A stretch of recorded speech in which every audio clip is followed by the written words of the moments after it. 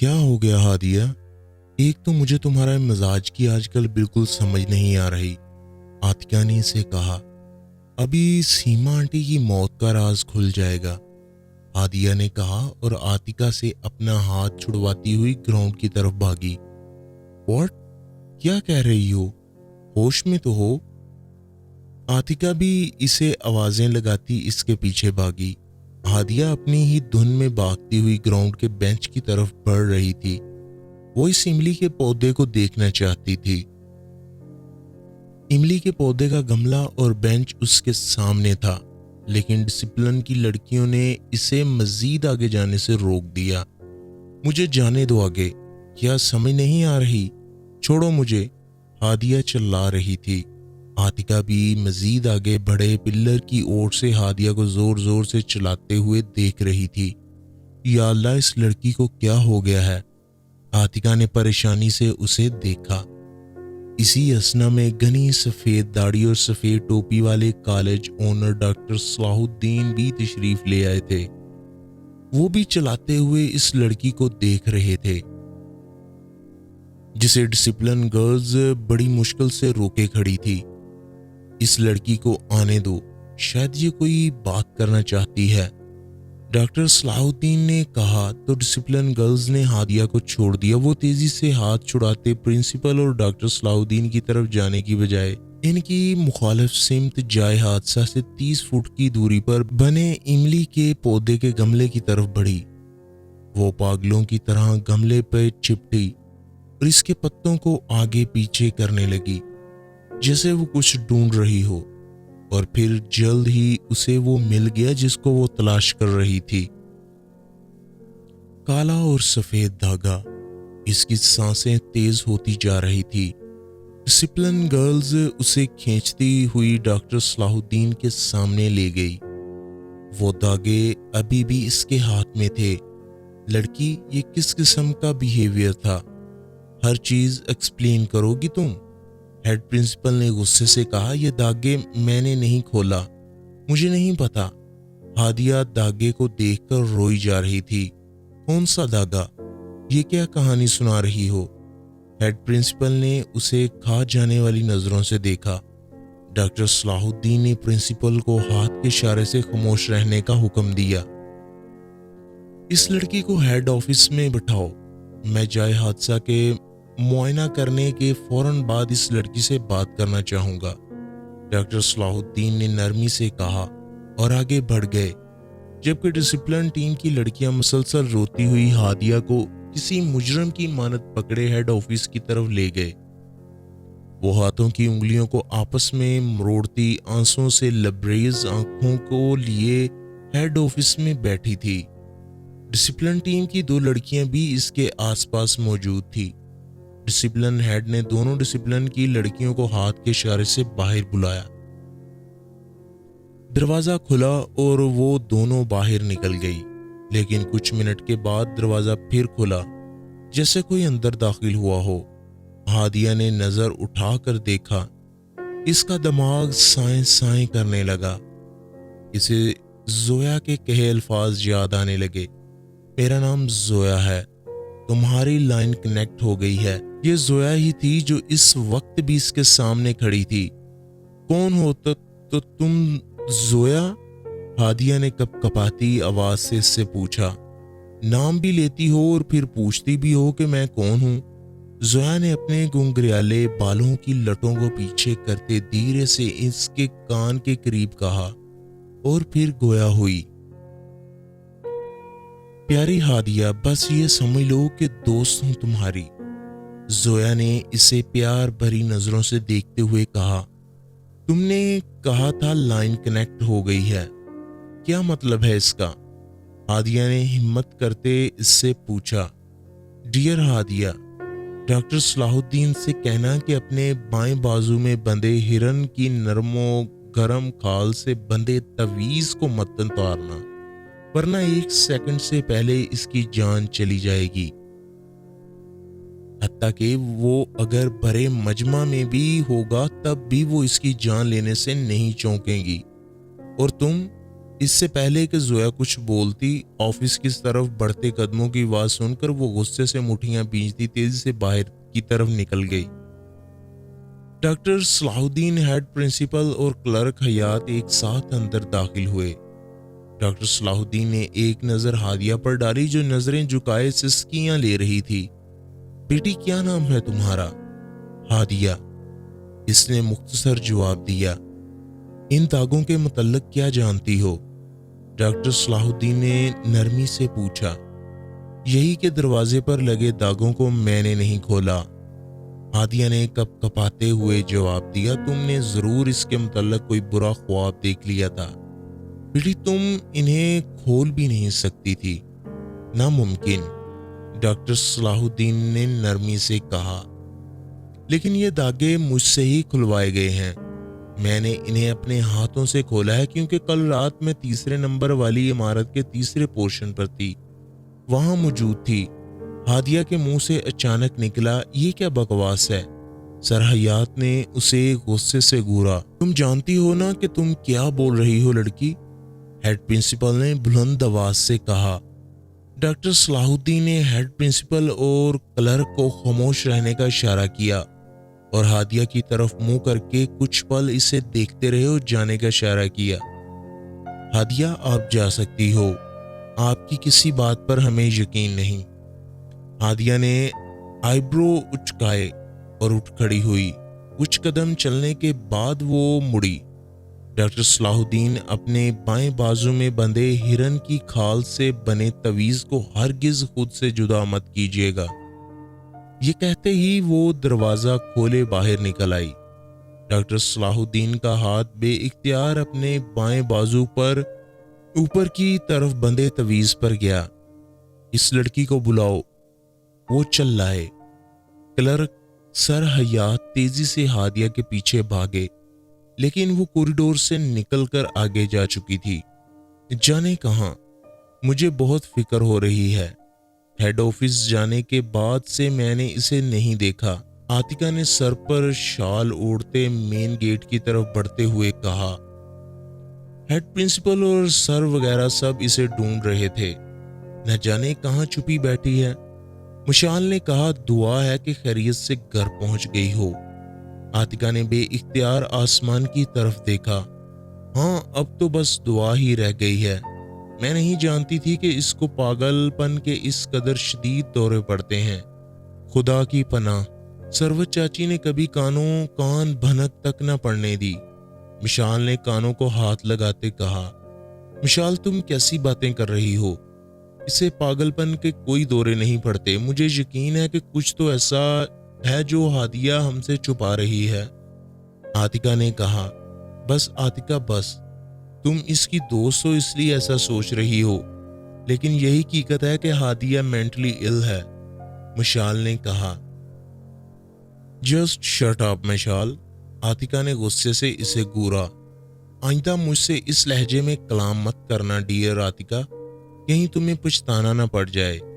مشال نے اسے دھیرے سے کہا اور گیٹ کے باہر گاڑی سے ٹیک لگائے خوبصورت نوجوان کی طرف بڑھی۔ ارے مشال باجی، وین اس طرف ہے۔ وین ڈرائیور نے اسے سیدھا جاتا دیکھ کر پکارا۔ گھر بتا دینا کہ میں علی کے ساتھ آؤں گی۔ لیکن باجی، اس سے پہلے کہ وہ کچھ بولتا وہ تیزی سے علی کی گاڑی میں جا بیٹھی، جبکہ گیٹ کے قریب کھڑی عاتکہ اسے نخوت سے گھورتی رہی۔ مشال، ہادیہ کیسی ہے؟ اس سے متعلق ہر بات سے واقف ہونا چاہتا ہوں، علی نے گاڑی میں بیٹھتے ہی کہا۔ تو یہاں آپ ہادیہ کے لیے آئے ہیں؟ میری تو خیریت پوچھنا بھی گوارا نہیں، مشال نے منہ بسورتے ہوئے کہا۔ سوری، کیسی ہو تم؟ علی نے سٹیئرنگ گھماتے پوچھا۔ اب کیا فائدہ؟ خیر ہادیہ کا بتاتی ہوں، وہ پاگل ہے علی، پاگلوں جیسے ریئیکٹ کرتی ہے۔ گراؤنڈ میں کالج اونر اور ہیڈ پرنسپل کے سامنے بھی چلا رہی تھی۔ میں تو حیران ہوں کہ چچی اس کا درست طریقے سے علاج کیوں نہیں کرواتی، مشال نے کہا۔ علی نے ایک جھٹکے سے گاڑی روکی۔ وہ ہمیشہ سے ایسی نہیں تھی، میں نے اسے کئی بار دیکھا ہے۔ وہ معصوم، نیک سیرت اور نارمل تھی، علی نے کہا۔ ہاں علی، ہم لوگ اس کے پاس رہتے ہیں، جو ہم جانتے ہیں وہ آپ کیسے جان سکتے ہیں بھلا؟ مشال نے ونڈو سے باہر دیکھتے کس قدر ضبط کرتے ہوئے کہا، کیا جانتی ہو تم؟ ہر بات سچ بتانا مجھے۔ علی، میں یہ بات بتانا تو نہیں چاہتی، ایک طرف بہنوں جیسی ہادیہ اور دوسری طرف آپ، لیکن مجبوری ہے، آپ کی زندگی کی خاطر بتا دیتی ہوں۔ ہادیہ کو دماغی مسئلہ بچپن سے ہی تھا، لیکن ٹھیک دوا اور کیئر کی وجہ سے معاملات سنبھل گئے تھے، اور اسی لیے بڑوں نے طے کیا کہ کسی کو خبر نہیں ہو۔ لیکن جیسے جیسے وہ بڑی ہو رہی، حالات مزید خراب ہو رہے ہیں۔ مشال نے دکھ بھرے لہجے میں کہا، میرا دل کہتا ہے کہ اس کے ساتھ کچھ غلط ہو رہا ہے، نہ پہلے کبھی سنا نہ دیکھا۔ ایسے کیسے ممکن ہے کہ اچانک سے وہ پاگل بن گئی، اور پاگل بھی ایسی کہ بچپن سے پاگل؟ میں نہیں مانتا اس بات کو۔ علی نے تیز تیز سانس لیتے غصے سے کہا، یہ حقیقت ہے علی، مشال نے کہا۔ مشال، اگر مسئلہ ہے تو اس مسئلے کا کوئی حل بھی تو ہوگا، کوئی تو علاج ہوگا۔ وہ پریشان ہوا۔ مشال نے آگے بڑھ کر علی کا ہاتھ تھام لیا۔ علی، آپ وعدہ کریں کسی کو نہیں بتائیں گے کہ ہادیہ کی حقیقت سے میں نے آپ کو آشنا کیا، کیونکہ ہمیں یہی کہا گیا ہے کہ ہمیں انجان بن کر رہنا ہے، اور یہی سمجھنا ہے کہ ہادیہ ایک نارمل لڑکی ہے۔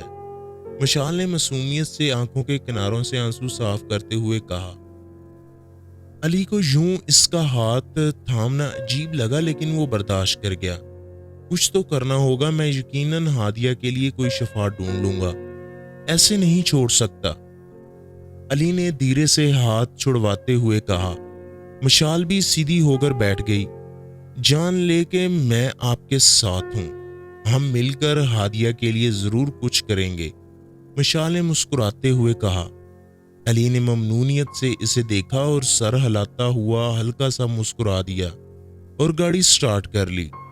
سر، آئی ایم سوری، ہر کلاس ہر جگہ چھان ماری، لیکن وہ لڑکی ہادیہ نہیں ملی، ہیڈ پرنسپل نے کالج اونر سے کہا، جو شیشے کی ونڈو سے باہر دیکھ رہے تھے۔ یہ کیسے ممکن ہے؟ کہاں جا سکتی ہے وہ؟ ڈاکٹر صلاح الدین گرجے، آئی ایم سوری سر، مجھے پہلے ہی سمجھ آنا چاہیے تھا۔ جب میں نے اس کے ہاتھ میں سفید اور کالے رنگ کے داغے دیکھے تھے، مجھے لگا یہ کوئی کالج کی عام سی لڑکی ہے جس نے محض کوئی ڈراؤنا خواب دیکھا ہوگا، لیکن یہ عام لڑکی نہیں ہے، اس کا کوئی گہرا تعلق ہے ان لوگوں سے، ان حقیقتوں سے جنہیں ہم ہمیشہ چھپاتے آئے ہیں۔ ڈاکٹر صلاح الدین نے پریشانی سے کہا، سر، ممکن ہے آپ کو کوئی غلط فہمی ہو اور یہ وہ لڑکی نہ ہو۔ ہیڈ پرنسپل سرمد نے انہیں دلاسا دیا، دعا ہے کہ ایسا ہی ہو، لیکن سرمد، اگر یہ ہادیہ وہی لڑکی ہوئی تو ہر راز راز نہیں رہے گا۔ ڈاکٹر صلاح الدین نے ایک آہ بھری اور سامنے میز پر پڑی فائل کو دیکھنے لگے، جس میں ہادیہ کے متعلق تمام ڈیٹیل موجود تھی۔ ہادیہ بیٹا، ابھی تو 10 بجے ہیں اور آپ اتنی جلدی آ گئی کالج سے؟ اندر داخل ہوتی ہادیہ کو دیکھ کر جہاں بوڑھی دادی چونکی، وہیں سروت بیگم نے حیرت سے اسے دیکھتے ہوئے کہا، کالج میں ایک حادثہ ہو گیا تھا۔ ہادیہ نے مختصر جواب دیا اور سیڑھیاں چڑھتی اوپر اپنے کمرے کی طرف بڑھی۔ کیسا حادثہ؟ خدا خیر کرے۔ سروت بیگم نے بے اختیار دل پر ہاتھ رکھا۔ اے لڑکی، پوری بات بتا کر تو جا، دادی نے پیچھے سے ہانک لگائی۔ کمرے میں داخل ہوتے اس نے میز پر بیگ رکھا اور اپنے پلنگ پر ڈھہ گئی۔ اس کی آنکھوں میں کچھ منٹ پہلے کا منظر گھوم گیا، جب کالج گارڈز کی آنکھوں میں آنکھیں ڈالے وہ زویا کے ساتھ کالج گیٹ سے نکلی تو کسی میں اتنی جرت نہ تھی کہ وہ انہیں روک سکتا۔ نہ جانے زویا کی آنکھوں میں ایسی کیا کشش تھی یا جادو تھا جسے دیکھنے کے بعد ہر کوئی اس کا کہا مانتا تھا۔ وہ تھکی ہوئی ضرور تھی، لیکن وہ اپنی آنکھیں بند نہیں کرنا چاہتی تھی، کیونکہ وہ جانتی تھی جب وہ تنہائی میں آنکھیں بند کرتی ہے تب آنکھیں کھولنے پر منزل بدل جاتا ہے۔ نہ جانے کیا سوچ کر اس نے اپنی آنکھیں بند کر لی۔ کچھ منٹوں کے بعد اس نے آنکھیں کھولی، منظر بدل چکا تھا۔ وہ خوفزدہ ضرور تھی، لیکن ہمیشہ کی طرح کپ کپاتی نہیں رہی۔ یہ ایک بانس سے بنی 2 کمروں پر مشتمل ایک چھوٹی سی جھونپڑی تھی، جس کی بوسیدہ چارپائی پر وہ لیٹی تھی، اور ایک آواز جو اس کے کانوں سے مسلسل ٹکرا رہی تھی، بین بجانے کی آواز۔ जैसे साथ वाले कमरे में कोई बीन बजा रहा था। कमरे में चिराग रोशन थे। इसने एक चिराग उठाया और हिम्मत करती दूसरे कमरे में पहुंची। कोई था वहां जो चादर उड़े जोशो खरोश से झूम झूम कर बीन बजाने में मगन था, लेकिन कौन, ये वो नहीं जानती थी। अचानक झोंपड़ी के अंदर बहुत सारे सांप दाखिल हुए। अजीब बात यह है कि हर सांप की आंखें गहरी लाल रंग की थी। हादिया ने चीख मारी। चिराग इसके हाथ से गिर गया और फौरन बुझ गया। अब इस कमरे में मुकम्मल अंधेरा था। बीन बजाने वाला भी खामोश हो गया। इसे अपने इर्द गिर्द दोनों कानों के पास तपती हुई गर्म सांसों की आवाजें सुनाई दे रही थी। सांसों की आवाजें और शिद्दत इस कदर तेज थी कि हादिया को लगा कि इसके कान जल्द ही पिघल जाएंगे। इससे पहले कि वो बचाव की तदबीर करती, किसी ने इसे जोर से झंझोड़ा। इसने आंखें खोली। वो सर तक पांव पसीने में डूबी पड़ी थी। सामने झंझोड़ने वाली भी मौजूद थी, जोया। हादिया ने हैरत से इसे सामने खड़े देखा। क्या देखा तुमने? हादिया, जोया ने इससे पूछा। तुम मेरे कमरे में कैसे आई? क्या मेरे घर वालों को इसकी खबर है? हादिया ने दुपट्टे से मुंह साफ करते हुए कहा, यह मेरे सवाल का जवाब नहीं है। जोया चिल्लाई।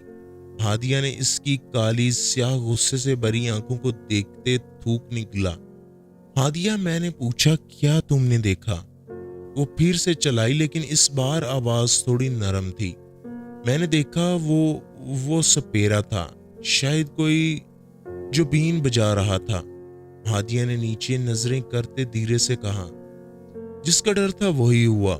जोया ने बेचैनी से कहा, मैं हेड ऑफिस में तुम्हें यही बताना चाहती थी कि हरगिज अपनी आंखें बंद मत करना। वो सपेरा कौन था जो बीन बजा रहा था? हादिया ने इससे पूछा। सपेरा नहीं, सपेरन है वो, जोया ने दांत चपाते गुस्से से कहा और फिर इसकी तरफ मुड़ी। तुम्हारी दूसरी लाइन भी कनेक्ट हो गई है मिस हादिया, अब बचना नामुमकिन है। जोया ने कहा, क्या मतलब, क्या होने वाला है मेरे साथ? हादिया घबराई। कुछ नहीं मेरी जान, मेरे होते कोई तुम्हारा कुछ नहीं बिगाड़ सकता। जोया की मुस्कुराहट गहरी और पुरअसरार थी। मैं कुछ समझी नहीं। हादिया ने खौफजदा नजरों से इसे देखा। हादिया, मेरी बात गौर से सुनो। आज रात ठीक 12 बजे मैं तुम्हें लेने आऊंगी। कॉलेज में कोई है जो तुम्हारा इंतजार कर रहा है, जोया ने कहा और फौरन ही इसके कमरे से निकल गई। हादिया इसके पीछे लपकी, लेकिन बाहर कोई न था। जोया, कौन हो तुम? हादिया शिद्दत से चिल्लाई। जबकि नीचे ड्राइंग रूम में आंखें मूंदे तस्बीह करती दादी ने यकदम आंखें खोली। जोया, वो आ गई। इनके चेहरे पर घबराहट के सार नुमाया थे और इनका हाथ दिल पर था जो जोरों से धड़क रहा था। तो दोस्तों, आज के लिए इतना ही। मजीद स्टोरी के लिए वीडियो को जरूर लाइक कीजिएगा। मिलते हैं नेक्स्ट एपिसोड के साथ। तब तक के लिए अल्लाह निगहबान।